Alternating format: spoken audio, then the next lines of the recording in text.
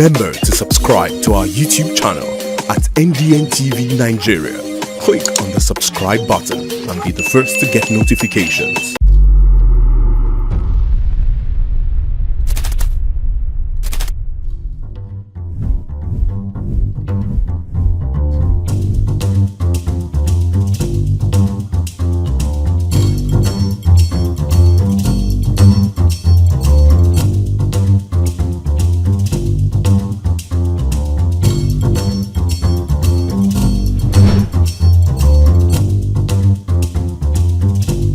And now, let's join ace broadcaster MAMODE AKUGHA as he takes us inside the Niger Delta. Hello out there and welcome to the program. It's Inside the Niger Delta, the authentic voice of Niger's oil-rich region. I'm your regular host, MAMODE AKUGHA. Residents across communities in two council areas of Calabar Municipality and Calabar South of Cross River State have commended the Niger Delta Development Commission NDDC for the reconstruction of roads and installation of solar-powered street lights. The residents who spoke to our correspondent say the intervention is improving the living conditions of the people and stimulating socio-economic interactions in the area. Similarly, some residents of Niger and Okitipupa local government areas of Ondo State have hailed the intervention agency for some of its initiatives, like the Foreign Postgraduate Scholarship Scheme and the electricity project, which they say have positively impacted lives within their communities. The reconstructed roads in AKUGHA layout in Calabar Municipality Council area, Goldie Street and King Duke Street in Calabar South Council area have ushered in a new vista of hope for the people whose commuting experience used to be a huge struggle. The road is very bad. This AKUGHA layout is very bad. And now God don't see us, they can't walk up. The road is good now. I will tell NDDC, may God bless them. We will appreciate NDDC and they are trying. Initially the road was bad, very bad. And most times when it's raining, we cannot even stay here. Residents of AKUGHA layout, Goldie Street and King Duke Street, who have also benefited from the Light Up the Niger Delta project, shared how impactful it has been in their communities. When night cover like that, the street light go shine. Now the work of NDDC. We don't see them, the place they find. May God bless them. This road, if you pass at night, you see that everything, even the thieves that used to operate on this road before, they cannot do anything now. With education being the bedrock of any progressive society, the NDDC has also made strategic interventions in the sector which are now benefiting the people of the oil-rich region. These include the distribution of learning tablets to school pupils and the Girls in Science GEMS competition aimed at promoting girl-child education. Another major initiative in this line is its postgraduate scholarship program designed to build the region's human capital and create a knowledge-driven populace. In Ondo State, residents of Igbokoda in Ilaja local government area and Igodan community in Okitipupa local government areas, while speaking with our correspondent, highlight the importance of some of these undertakings. Some of the youth we have here are able to travel abroad because of the scholarship scheme they give to them. Then some road infrastructure here and the riverside, the riverine side of Ondo State. Most of the schools, virtually all the schools, were built by NDDC and gave us the opportunity for them to go to the school, including both primary and secondary. When it comes to skill acquisition, learning skill, NDDC have playing a very vital role, training the women on how to learn a skill, like to be skilled, because we all know that this era that we are now is all about learning a skill. And skill is very, very important. While these modest efforts by the Commission continue to attract accolades, the people are, however, asking for more of such interventions and initiatives by the interventionist agency to cut across other areas of concern. I want to advise and plead with NDDC to complete the abandoned projects. The coastal erosion in Ayetoro is a challenge. What NDDC can do is in collaboration with some other agencies, including federal government, state government, to be able to do that one. With the leadership by a reinvigorated board and management team, ably steered by Chairman Mr. Chiedu Ebie and Managing Director Dr. Samuel Obuku, the NDDC is charting a new course. With strategic partnerships with the private sector and commitment to collaboration with subnational government in addressing these challenges layer by layer. Inside the Niger Delta.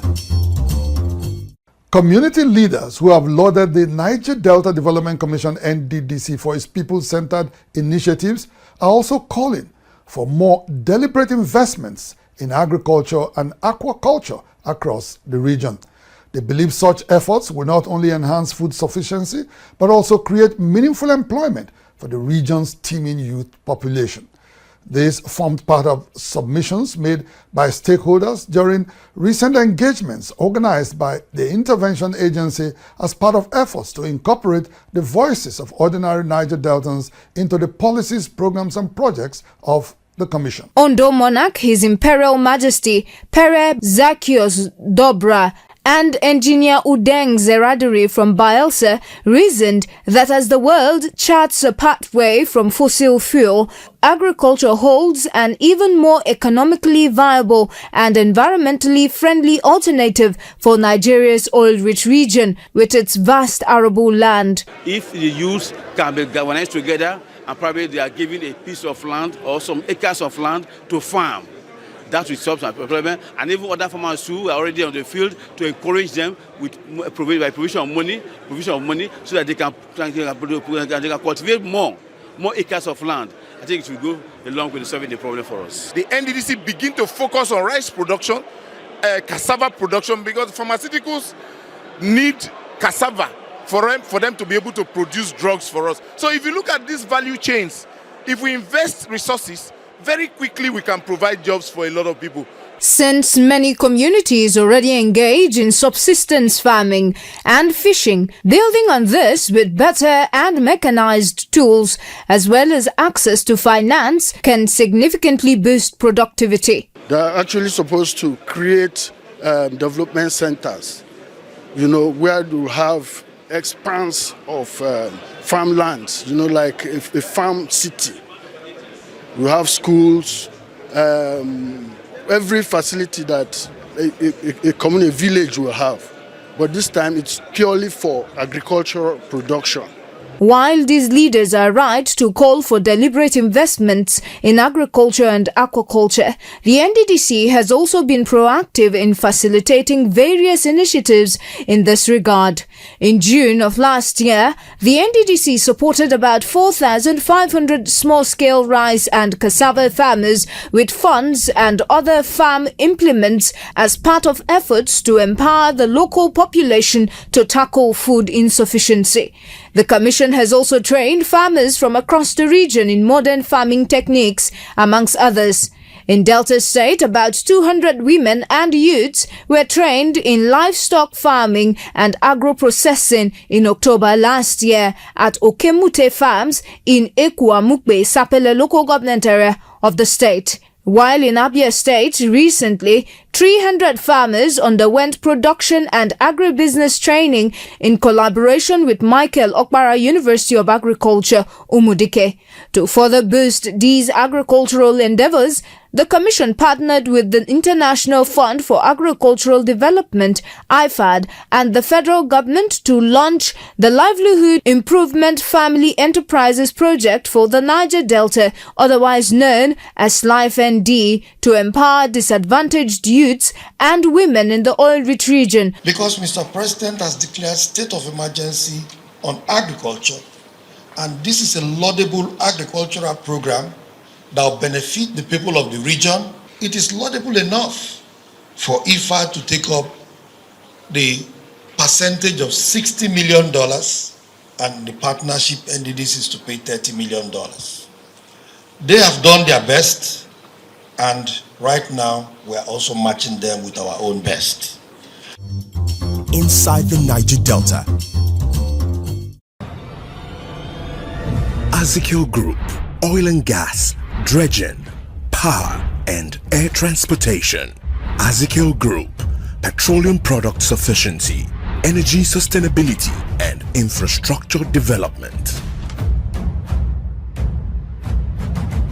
Bayelsa State Governor Senator Doyediri says oil and gas assets being sold by multinational companies should be jointly owned by the indigenous firms buying them and subnational governments in the oil-rich Niger Delta region.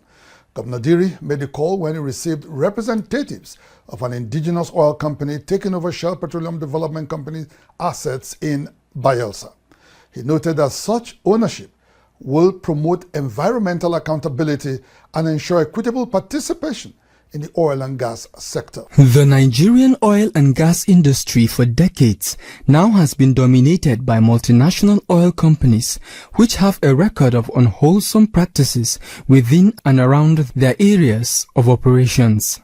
While many are now packing up out of these communities that have hosted them for over 6 decades, the unresolved human and environmental impacts of their activities are now a major concern, as noted by the Bayelsa State Governor, Senator Doyediri, when he hosted an indigenous oil company taking over the facilities and operations of Shell Petroleum Development Company in the state. Our environment, as you know, has been bastardized.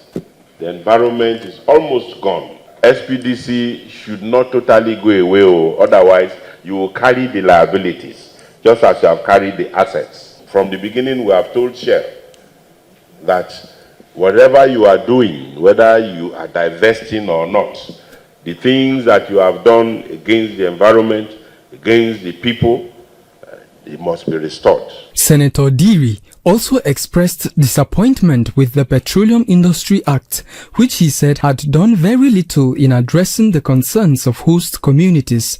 He, however, submitted that states should own a certain percentage of these oil companies too, to ensure full participation in the sector.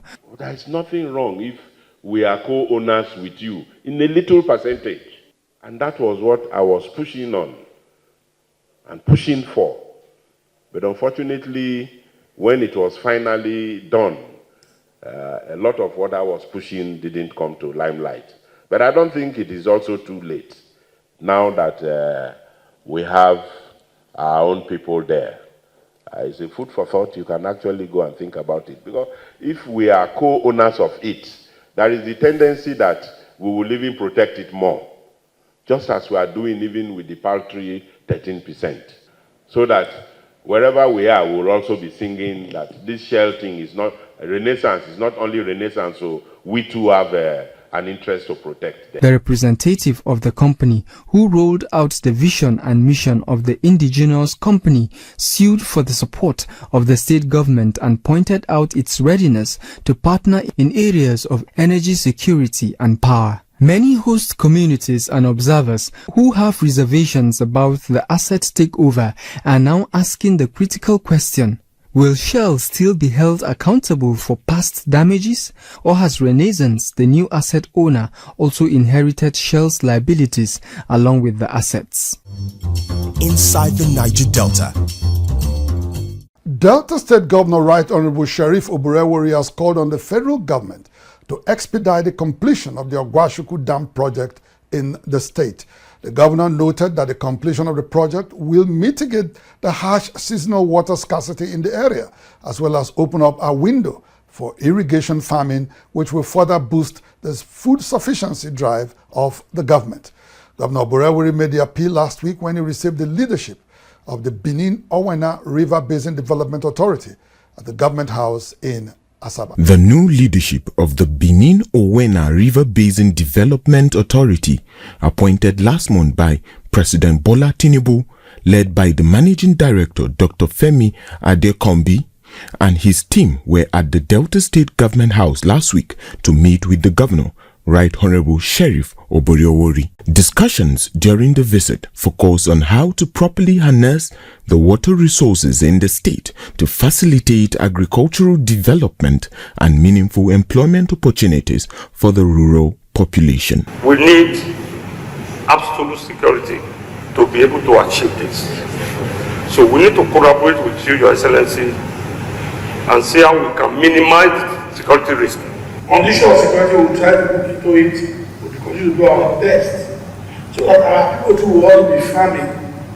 Because not only relying on your team or what you want to do alone. For Governor Boriowori, the AKUGHA Dam project, which started sometime in 2006 but is still not fully operational about 10 years later, is a major concern. I trust that you will use this opportunity of the visit to take necessary action to get the abandon of AKUGHA. But he said it has been completed, it has not been completed.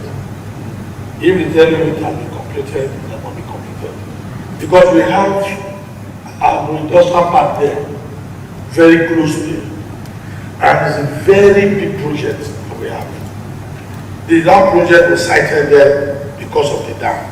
The AKUGHA Dam, once fully operational, will serve as a source of water for both home use and irrigation farming for local farmers across several communities in 4 council areas of Anyocha North and South, as well as Oshimili North and South in Delta North Senatorial District of the state. Inside the Niger Delta. My Niger Delta, me I love my Niger Delta. Come see my Niger Delta. Back coming, I say my other region. The governor of the state was in the meeting. The deputy governor was in the meeting. All major stakeholders, the leaders, the youth group, the women group, they were all there. So this is collectivity of a stand by the PDP family in Delta. Everybody agreed to leave the PDP and join the APC. For now, I don't think it is good enough for the PDP family in Delta to continue to be inside that boat. That is what we have resolved. That is what we have decided. Inside the Niger Delta. 2 years after the failed April 16, 2023 reconciliatory meeting between the Olu of Warri Ogiame Atuwase III and the 4th Ologbosere of Warri Kingdom, Chief Ayiri Emami, the Ologbosere family worldwide last week rolled out the drums to celebrate the 2nd anniversary of the botched meeting and the continued recognition of the man they describe as the one and only Ologbosere of Warri Kingdom, Chief Ayiri Emami. This action, which is in complete defiance of the authority of the Olu of Warri, is meant to send a strong message from the Ologbosere family that their family chieftaincy cannot be subjected to the whims and caprices of any Olu of Warri. The traditional royal rumble in Warri Kingdom that set the Olu of Warri, Ogiame Atuwase III, and the 4th Ologbosere of Warri Kingdom, Chief Ayiri, on opposing parts could be traced back to 2021 during the selection process that culminated in the emergence of Prince Shola Emiko, as he then was, as the Olu of Warri. Chief Ayiri, relying on the provisions of the 1979 Chieftaincy Edict, which stipulates that a member of the royal house who wishes to ascend to the throne must either be of a Shekiri or Benin maternity, rejected the ambition of the current Olu, whose mother is from the Yoruba stock.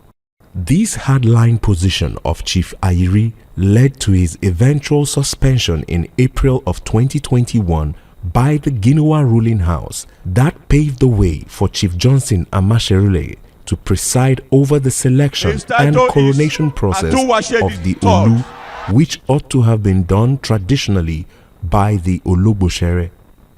Ogiame Atuwase III, who ascended to the exalted throne of Olu of Warri on the 21st of August 2021, officially derobed Chief Ayiri Emami as the Ologbosere on the 5th of October 2021 and directed the Olori Ebi of the Ologbosere family, Pa Hickson Oporokun, to superintend over all affairs of the family.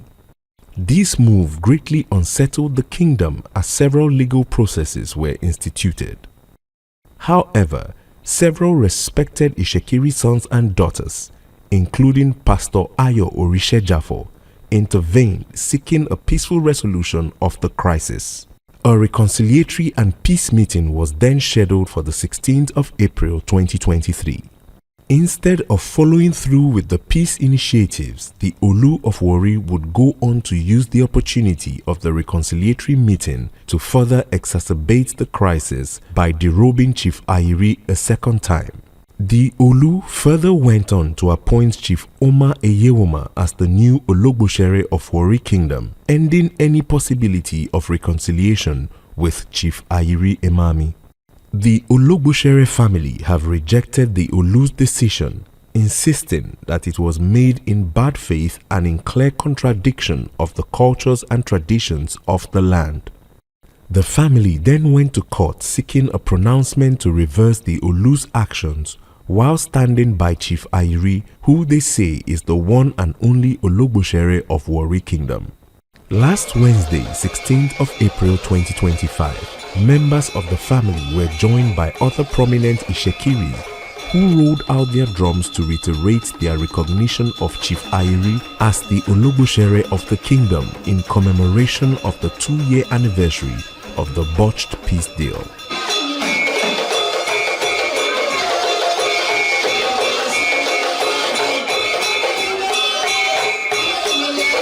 They filed out in their ranks, youths, women and the elderly in their elegant steps to pay their respect and loyalty to the Ologbosere of Warri Kingdom.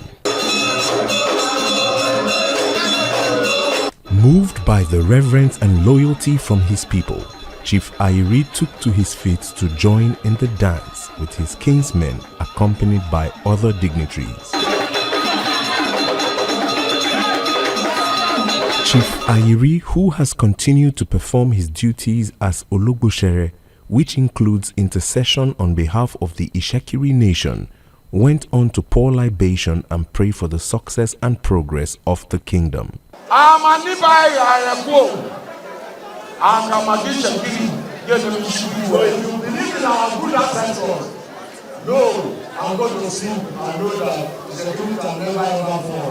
He also offered prayers for President Bola Tinubu and his administration, which he said had so far shown the will to better the lots of Ishekiris and Nigerians at large. Ishekiri sons and daughters spoke to Inside the Niger Delta on the significance of the celebrations. Exactly 2 years ago today, some certain things happened which some people felt it was supposed to be disadvantageous to Chief Ayiri Emami and those of us that believes in leadership. However, it turned out to be something very magnificent, something very good, and something worth celebrating. Part of it too is for the Ologbosere, Chief Ayiri Emami, to pray for the Ishekiri nation, pray for Warri Kingdom, pray for peace, and all of that. The people, while declaring their support for Chief Ayiri Emami, noted that he has dedicated his life and resources to the service of his people and the preservation of their culture, tradition, and identity. He's one man that loves the tribe Ishekiri to his blood and marrow. Ayiri, if anything happens to Ishekiri, he doesn't sleep, he doesn't eat, he doesn't drink water. So because of this love that he has for Ishekiri, that's why we too that are his followers, we still exhibit that same love for the tribe. While the royal battle between the Olu and the Ologbosere continues, there seems to be some realignment of loyalty and allegiance by some key individuals who had played vital roles in the emergence of AKUGHA III. They include an uncle to the Olu, Prince Yemi Emiko, who stood by him through the entire selection process up until after the botched reconciliatory process and is now standing with Chief Ayiri, while Honorable Daniel Mayuku, son of the second Ologbosere of Warri, who was a staunch supporter of the Olu, has now shifted allegiance to Chief Ayiri. You can see the crowd here. These are not hired people. It's not an hired crowd. These are people who spontaneously came out on their own volition to say enough is enough. And I was hearing, you don't understand the Ishekiri perhaps. It's telling you that as the Olu reigns in Ijala, that's how the Ologbosere reigns as well. So nobody can wake up and say he has removed one Ologbosere out of sentiments or out of bias of some bad advisors. And I'm not going to be party to that. That is where I stand. We realize that we have just one Ologbosere, and Ologbosere cannot be divided. The family too cannot be divided. I believe that the unity of the family matters a lot to Shekiri, and that's why I'm here. Even Engineer Toyo Omasuli, who gave up his residence to Prince Shola Emiko as he then was to perform Idaniken rites, leading to his coronation as Olu, appears to have also shifted allegiance as he is now seen all over the kingdom and elsewhere with Chief Ayiri. Meanwhile, it was a moment of pure and unrestrained joy as sons and daughters of the Shekiri nation gathered to witness the unveiling of the newly built residence gifted to the patriarch of the Ologbosere family, Pa Hickson Oporokun, by Chief Ayiri Emami.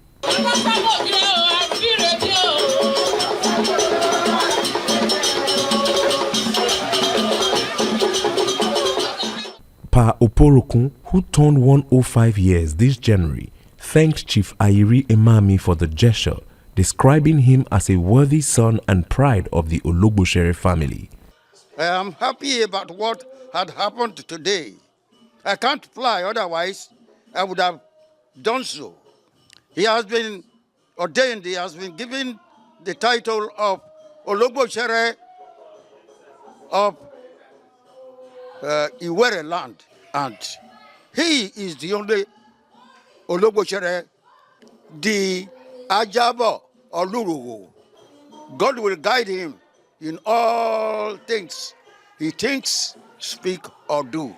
For Chief Ayiri, the 4-bedroom bungalow was a small token of appreciation to Pa Oporokun for his impressive and enduring service of leadership to the Ologbosere family. Many who witnessed the ceremony, including family members of Pa Oporokun, were beaming with joy as he appended his signature to the document, officially completing the transfer of ownership of the new residence. Inside the Niger Delta. Well, that's the size of our package on the program for today. Inside the Niger Delta, the authentic voice of Nigeria's oil-rich region, will be back same time, same station next week. Until then, you can follow us on our social media handles showing right now on your screens. And please remember to subscribe to our YouTube channel at NDNTV Nigeria. Until next week, I am MAMODE AKUGHA, thanking you for staying tuned. Bye for now.